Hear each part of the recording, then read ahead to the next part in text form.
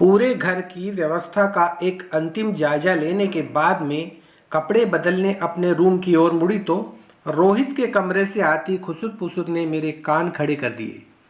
मालती के स्वागत में रसोई और घर की व्यवस्था में उलझी मैं घर में पति और बेटी की उपस्थिति को तो भूल ही गई थी। क्या चल रहा है यहाँ? तुम दोनों भी तैयार हो जाओ। मालती वक्त की बहुत पाबंद है। 7 बजे कहा है तो 7 बजे ही आएगी और रुकेगी भी जरा सी देर ही। हाँ भाई, सबको यह मालूम है तुम्हारी सहेली इतनी बड़ी कंपनी की एमडी जो है। पति सौरभ की बात अभी समाप्त भी नहीं हुई थी कि उनका और साथ ही तुरंत रोहित का भी मोबाइल बज उठा था। मैंने वहां से खिसकने में ही भलाई समझी। तैयार होते होते अचानक कुछ ध्यान आया। ओहो, अभी बाहर निकलकर पहला काम यही करती हूँ। मैं बेडरूम से बाहर निकली तो पति और बेटे को फिर खुसुर फुसुर में व्यस्त देख खींच उठी। मुझे देखते ही दोनों सावधान की मुद्रा में आ गए।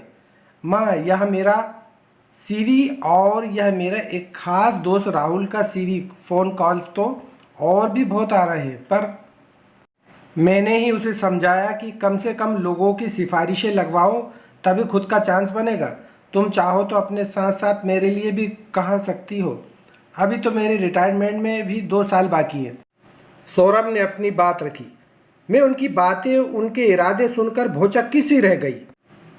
यह सब हो क्या रहा है?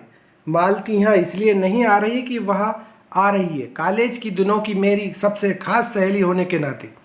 हाँ तो मालूम है, पर उनकी खास सहेली उनसे कुछ खास आग्रह करेगी तो वे माना थोड़ी ही करेगी। पर हम ऐसा आग्रह करें ही क्यों? हमें जो भी करना है, जिंदगी में जो भी बनना है, अपने बलबूते पर बनेंगे, किसी के कृपा पात्र बनकर नहीं। सवेरे से दिमाग में उमड़ घुमड़ कर रहा विचारों का ज्वर आखिरी शब्द के रूप में जुबान से बाहर फूट पड़ा था।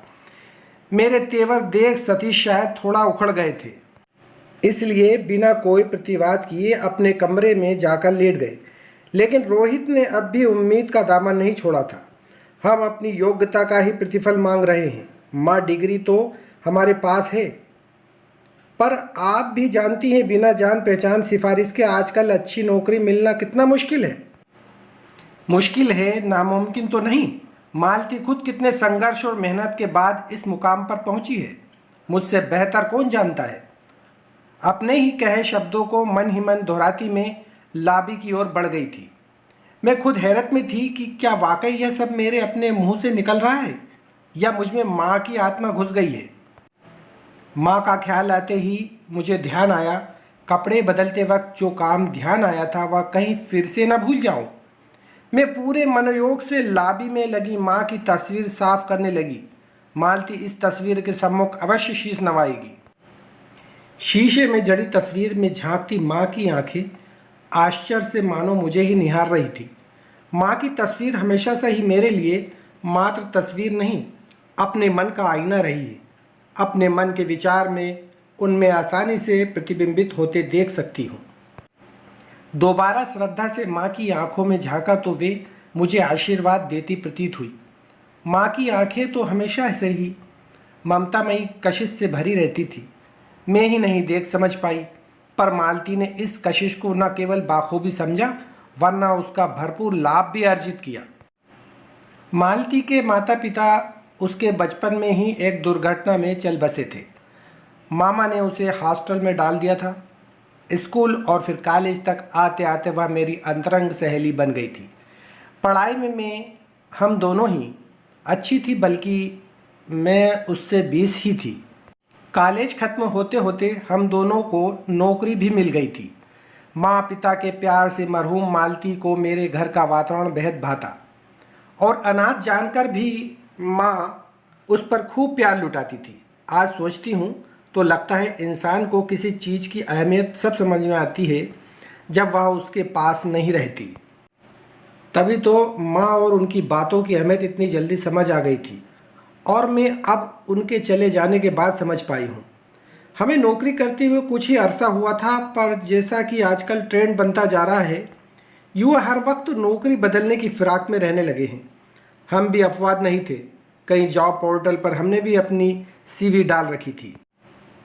एक बहुप्रतिष्ठित कंपनी से हम दोनों को कॉल आया। दोस्तों ने बातचीत की तो पता चला और भी बहुतों को कॉल आया था, पर उन्हें भर्ती बहुत सीमित संख्या में करनी थी। जाहिर था कंपटीशन तगड़ा था। मालती सहित हम अधिकांश सहेलियां ने यह कहकर पहले हथियार डाल दिए कि 9-10 घंटे की हाड़ तोड़ नौकरी के बाद अब उस नौकरी के 8-9 राउंड की तैयारी करना हमारे बस की बात नहीं थी। वह एक छुट्टी का दिन था। मालती घर आई हुई थी। फ़ोन पर हम सहेलियों के बीच फिर इस जॉब, उसके प्रोफाइल आदि की चर्चा छिड़ गई थी।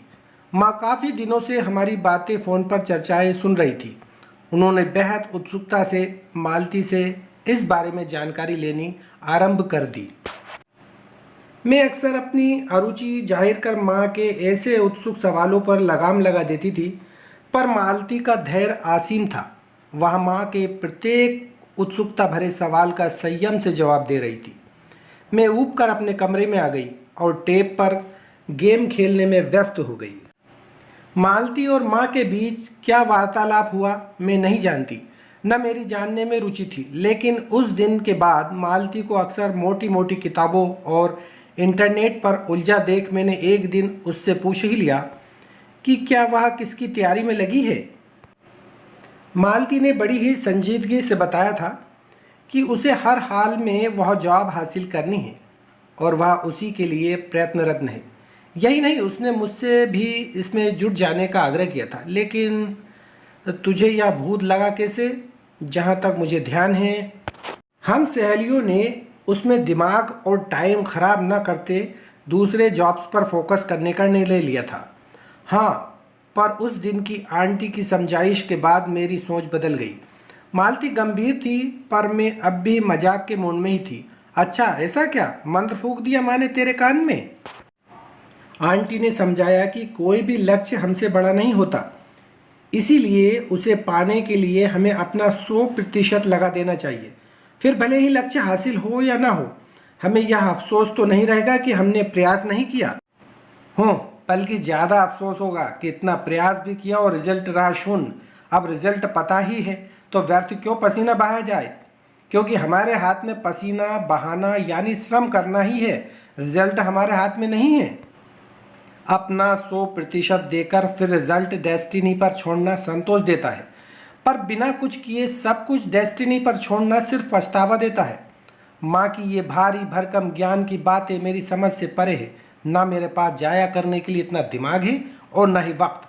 मैंने सिर झटक कर एक पल में ही उसकी समझाइश को सिरे से खारिज कर दिया था। जिस तरह मैं उनकी बातों से अप्रभावित रही, इसी तरह वह भी मेरी बातों से अप्रभावित बनी रही। जोर शोर से तैयारी करती रही। मैं जानती थी वह थोड़े दिनों का भूत है, एक झटका लगते ही उतर जाएगा। पर झटका लगा था मुझे। मालती ने साक्षात्कारताओं को प्रभावित करते हुए सारे राउंड बड़ी ही आसानी से पार कर लिए थे, जबकि उनमें से कोई भी तीसरे राउंड आगे नहीं जा पाया। मालती प्रसाद लेकर माँ का आशीर्वाद लेने आई थी। मेरी असफलता ने उनकी और माँ की खुशी को आधा कर दिया था। मालती मुझे 2 कंपनियों की इंटरव्यू की तैयारी संबंधी टिप्स देने लगी। मुझे यह सहन नहीं हुआ और मैंने उसे झिड़क दिया था। मुझे ऐसे छोटे मोटे इंटरव्यू की तैयारी नहीं करनी पड़ती। ऐसे इंटरव्यू तो मैं कभी भी कहीं भी दे सकती हूँ। माँ को मेरा यह बड़बोलापन या अति आत्मविश्वास अखर गया था। बेटी, जिस तरह किसी भी प्रतिस्पर्धा या लक्ष्य को अपने से बड़ा नहीं आंकना चाहिए, इसी तरह किसी भी प्रतिस्पर्धा या लक्ष्य को बहुत छोटा भी नहीं आंकना चाहिए। मैं तो हमेशा यही सलाह दूंगी कि प्रतिस्पर्धा छोटी हो या बड़ी, हमारी तैयारी 100% होनी चाहिए। मेरा उखड़ा हुआ मूड पूरी तरह बिगड़ चुका था। मालती मुझे दोस्त कम शत्रु ज़्यादा प्रतीत होने लगी थी। मुझे लगने लगा था वह मुझसे न केवल मेरी आत्मविश्वास, मेरी मना स्थिति से वाकिफ होने का प्रयास करती। मालती तेरी दुश्मन नहीं, सच्ची दोस्त है। मेरी तरह वह भी तेरा भला ही चाहती है। तेरी उसके प्रति बेरुखी देखकर मेरा दिल दुखता है।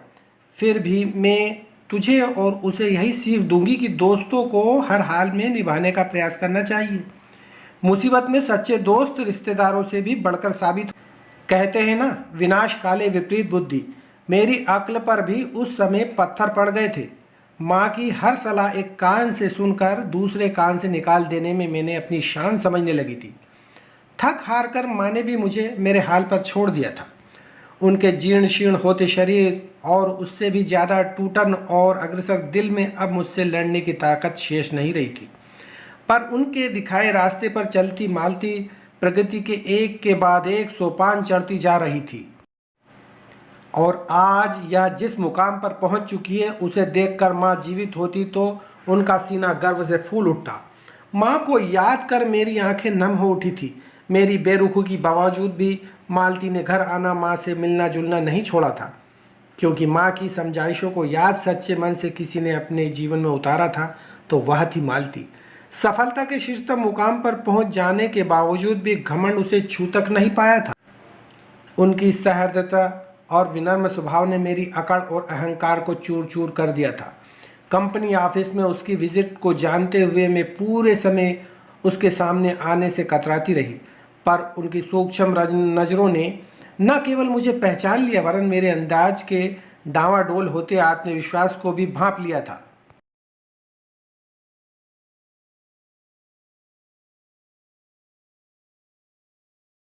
ऑफिस के पूरे स्टाफ के सम्मुख अपनी दोस्ती को उजागर करते हुए एक ही पल में उसने मेरे कद को कई गुना बढ़ा दिया था। लेकिन तब से ही मन खुद को उसके समक्ष बहुत बौना महसूस। मैं चाहूँ तो मालती से उनकी सिफारिशों कर उनकी नज़रों में और ऊंची उठ सकती हूँ, पर तब तब मैं अपनी नज़रों में और भी ज़्यादा गिर जाऊँगी। आज मैं खुद को माँ की जगह पर खड़ा महसूस कर रही थी। पहली बार मुझे एहसास हो रहा था कि माँ कितनी सही। तभी गाड़ी के हारने की आवाज़ आई। मालती गाड़ी से उतरी और सीधे माँ की तस्वीर को छूकर आशीर्वाद लिया। फिर मुझे सीने से लगाकर बोली, आज मैं जो कुछ भी हूँ माँ की वजह से हूँ, और तू नहीं मिलती तो माँ नहीं मिलती। दोनों की आंखों में आंसू थे।